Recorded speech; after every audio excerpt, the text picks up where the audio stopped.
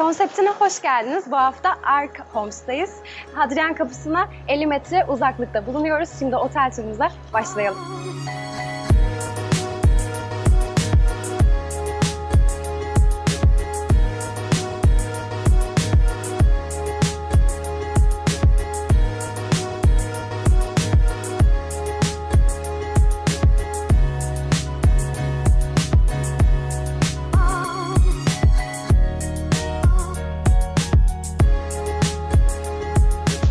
Otele bu kapıdan giriş yapıyorsunuz. Sağ tarafında lobi bulunuyor. Ama biz vakit kaybetmeden odalara bakalım.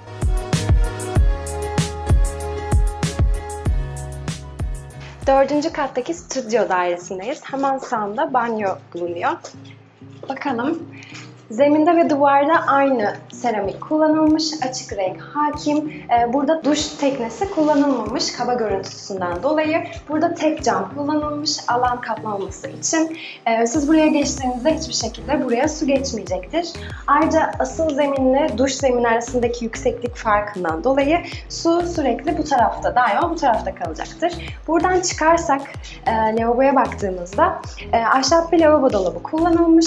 Üzerinde dairesel bir lavabo kullanılmış. Aynaya baktığımızda depolama alanı olarak kullanılan bir aynayla karşılaşıyoruz. Aynanın etrafında sarı, turuncu ışıkları olan bir aydınlatma kullanılmış. Burası böyle. Şimdi mutfağa geçelim. Bu tarafa doğru geldiğimizde burada bir L tipi mutfak görüyorsunuz. Mermer olarak kahverengi tonları tercih edilmiş. Dolaplar olarak da gri renkler tercih edilmiş. Onun dışında mutfağın ocak olsun, davlumbaz olsun kalabalık görüntüsünden uzak modern çizgilere yer verilmiş. Hemen ortamızda bir tane ada bulunuyor. Adada raf olarak metal ayrıntılar kullanılmış. Bu fabrika görüntüsü mekana vermiş. Aynı zamanda gri tonlarındaki dolapla uyuşuyor. Bu ada sayesinde daha fazla depolama alanına sahip olacaksınız. Hem de ekstra hazırlama alanı edinmiş olacaksınız. Aynı zamanda da bu stüdyo dairenin bir yemek masası olmadığı için adayı yemek alanı olarak da kullanmayı düşünmüşler. Burada deri, L koltuk bulunuyor. Açık renkler hakim, hasır, rattan, sepet ve puf tarzı bir şey koymuşlar. Hemen karşımızda burası stüdyo dairesi olduğu için yatak alanıyla oturma alanını ek bir duvarla bölmüşler ve bunu koyu renge kullanarak zıt renk arasındaki uyumu sağlamışlar. Burada televizyon ve TV ünitesi bulunuyor. Bu stüdyo dairesinin mükemmel bir manzarası var. Panoramik bir görüntüye sahip diyebiliriz. Kale içi sokaklarına, palmiyelerine, dağlarına şu an bakıyorsunuz. Mükemmel bir manzarası bulunmakta. Bu stüdyodan bir alt katta daha var. Aynı tip özelliklere sahip. Oranın bir de artı terası bulunmakta. Hemen şurada görebilirsiniz. Ama ziyaretçileri olduğu için şu an orada maalesef çekim yapamıyoruz. Bu tarafa doğru döndüğümüzde burada küçük sehpa konularak küçük bir oturma alanı yaratılmış. Şöyle sandalyenin yapısını, formunu size göstermek istiyorum. Mekanla uyumlu gözüküyor. Buradan yatak odasına, ya yatak odası diyemeyiz çünkü stüdyo dairesindeyiz. Yatak alanına geçtiğimizde, bu duvarı açtığımızda yatağın duvara gömüldüğünü görüyoruz. Burada çok az da olsa bir alan kazandırılmış. Onun dışında iki tane komodim var. Yine beyaz renkler hakim. Üzerinde modern çizgilere ait özellikler taşıyan bir aydınlatma bulunuyor. Ampul kullanılmamış. Büyük ihtimalle içeriden geçiyordur diye düşünüyorum. Hemen yatağın tam karşısında bir masa, küçük bir masa, hazırlanabileceğiniz bir masa ve üzerinde ayna bulunuyor. Yukarıya baktığımızda da çok fazla ışıklandırma görüyoruz. Tekrar ortak alana geçiş yapalım. Burada da küçük bir dolabımız var. Mekana baktığımızda dolap açısından çok fazla alana sahipsiniz. Hem burada hem de girişte olmak üzere. Yani toparlarsak burası bir stüdyo dairesiydi. Kale içi sokaklarını şu panoramik görüntüden görebileceğiniz bir daire. Şimdi terasa bakalım. iComs'un gözde odasındayız. Yapay bir koridordan ortak alana doğru geçiş yapalım. Sizi uzun bir konsol karşılıyor. Konsolun hemen arkasında açık renkli dokulu bir duvar kağıdı var. Ve bu duvar ikinci bir renkle, Hilton yeşiliyle ikiye bölünmüş. Böylece konsol ve konsolun üzerindeki eşyalar ön plana çıkarılmış. Konsolda kullanılan ahşap kaplama karşıda da devam ediyor. Burada yanlarında boşlukları bulunan bir tasarım oluşturmuşlar. Üzerine de dekoratif eşyalar aydınlatma konulmuş. Şimdi bu tasarımın hiç olmadığını hayal edelim. Burada sade bir duvar ve renklerle uyuşmayan bir görüntü oluşacaktı.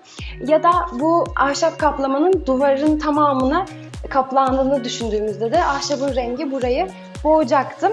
Diğer duvara geçtiğimizde de Hilton yeşili burada da etkisini sürdürüyor.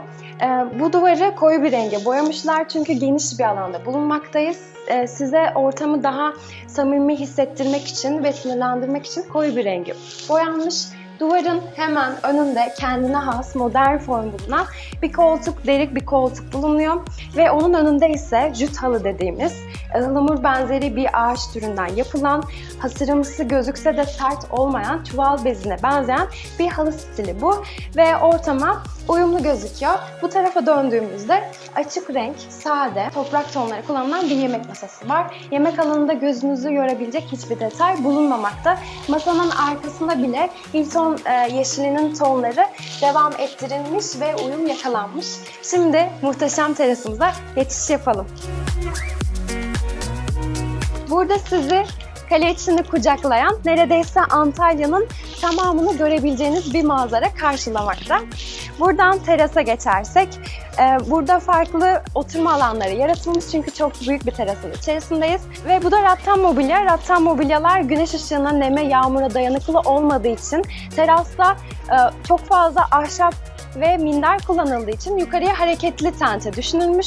Böylece yağmurlu havalarda bu eşyaları muhafaza etmeyi planlamışlar. Buradan oturma alanına doğru geçiş yapalım. Burada açık renk kullanılan bir üçlü kanepe var. Hemen yanında ise tekli koltuk bulunuyor. Turuncu renk kullanılmış ve bu renk burada patlatılmış. Mekana baktığımızda mavi tonları ve turuncu tonları belli bölgelerde kullanılmış ve uyum içinde gözüküyor. Burada gördüğünüz gibi yastıklarda ve dekoratif eşyalarda gördüğünüz gibi. Buradan televizyonun olduğu alana geçersek burada TV ünitesi kullanılmamış, bir konsol kullanılmış. Ne kadar farklı renklerde ahşap kullanılsa da hep aynı ahşap renkleri tekrar edildiği için yine de ortam içerisinde uyum sağlanmış. Bu çatı katında değinmediğimiz tek bir şey kaldı. O da tavanın giderek eğimli oluşu ve azalışı. Bu görüntüyü size hissettirmemek için açık renk duvarlar, işte camlar daha ferah ortam yaratmak için hem de ayna kullanılmış.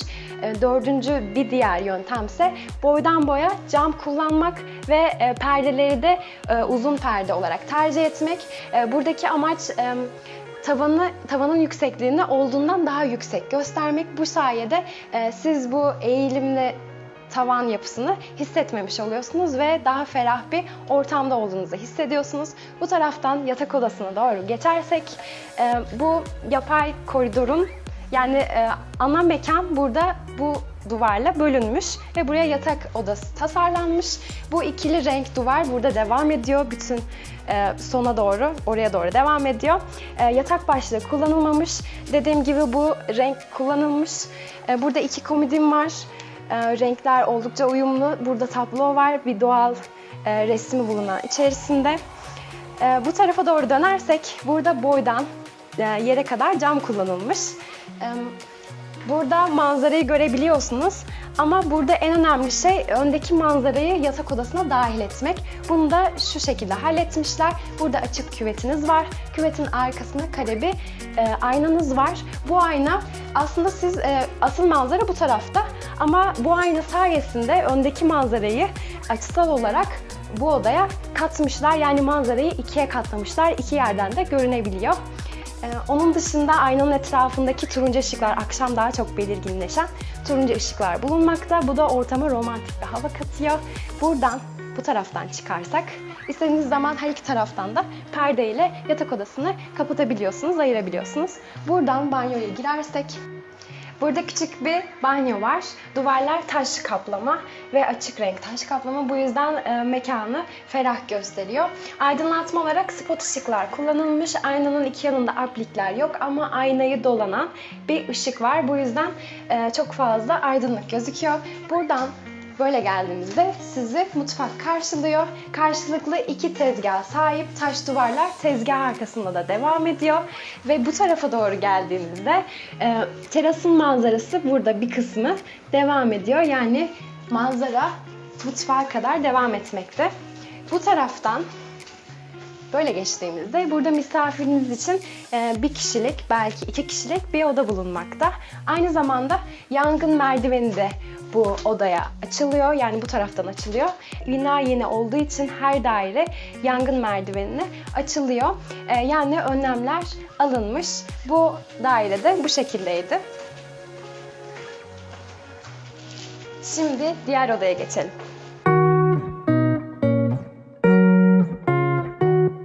İki yatak odalı, iki banyolu bir dairenin içerisindeyiz. Sağ tarafında banyo bulunuyor. Yine aynı tip tasarıma göre dizayn edilmiş. Bu tarafa doğru ilerlediğimizde sizi yemek masası ve büyük oturma alanı karşılıyor. Yine kale içinin, dağların, denizin panoramik görüntüsü bu odada da mevcut. Bu tarafa doğru döndüğümüzde televizyon altlığı bu tarafa doğru yerleştirilmiş, duvar belirginleştirilmiş. Bu taraftan ilerlersek sağ tarafında aydınlatma için bir niş kullanılmış, yapılmış. Bu tarafa doğru gelirsek burada iki kişinin kalabileceği, büyük bir ailenin kalabileceği bir oda bulunmakta. Buradan çıktığımızda ve dümdüz ilerlediğimizde sağ tarafında yatak odası bulunuyor. Burada da boydan cam kullanılmış ve manzara bu tarafta da devam ediyor. Ve buranın da banyosu var. Yine aynı tip banyo kullanılmış.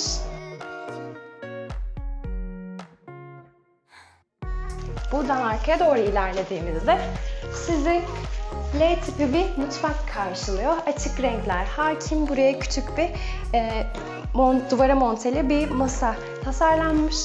Bu tarafa doğru geldiğimizde depolama alanı olarak birçok dolap olduğunu görüyoruz. Kurutma, çamaşır makinesi, ekipmanlar bu tarafta. Aynı zamanda her dairede olduğu gibi yangın merdiveni çıkan kapı bulunmakta.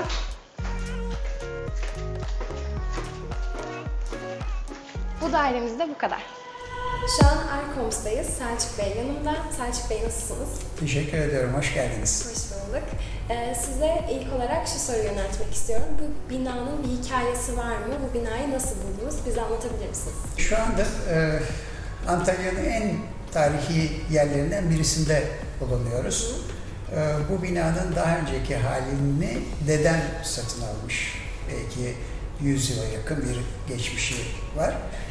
Burada evlerin dışında, evlerin bahçesinde ağaçlar da olduğu için sokak aralarından, her sokak aralarından arık akardı. Ben onları biliyorum. Dolayısıyla burası Arık Caddesi diye de arkadaki caddenin adı geçer. Biz de bütün bunlara birazcık refere etsin ve bunları anımsatsın bize diye Arık anlamına Arkoms adını koyduk.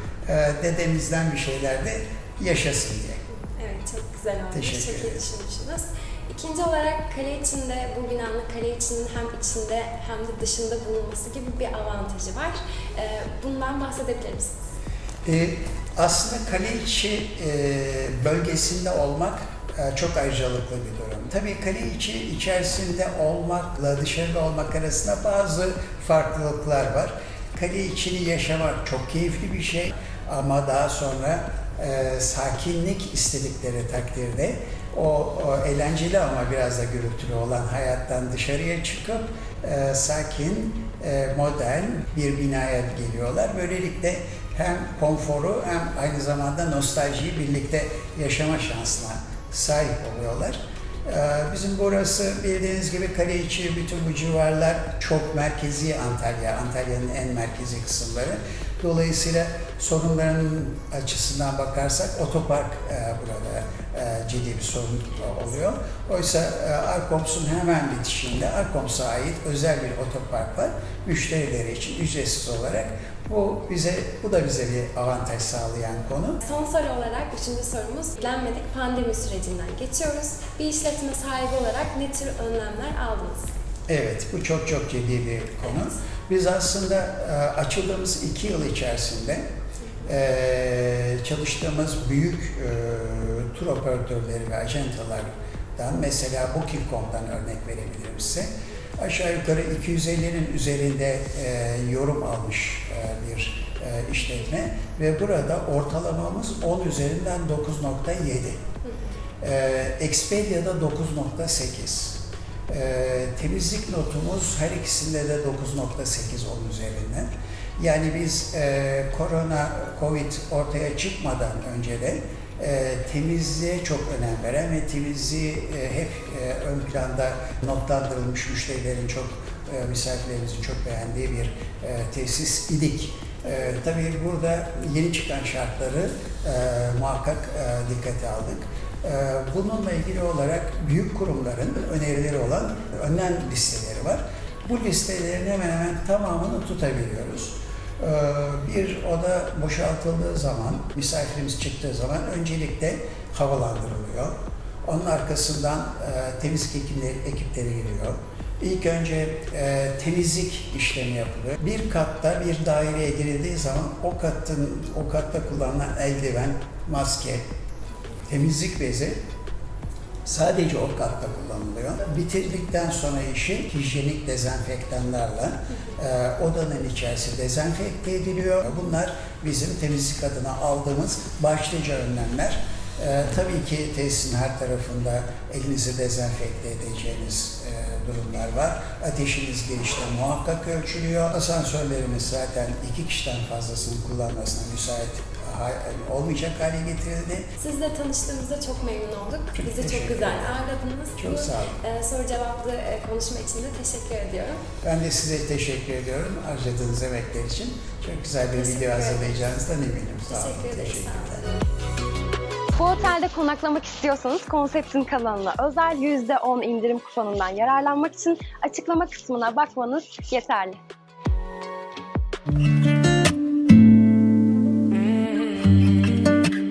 Bu hafta Ark Homes'taydık. İzlediğiniz için teşekkür ediyoruz. Bir sonraki bölümde görüşmek üzere. Hoşça kalın. Been friends since 1995.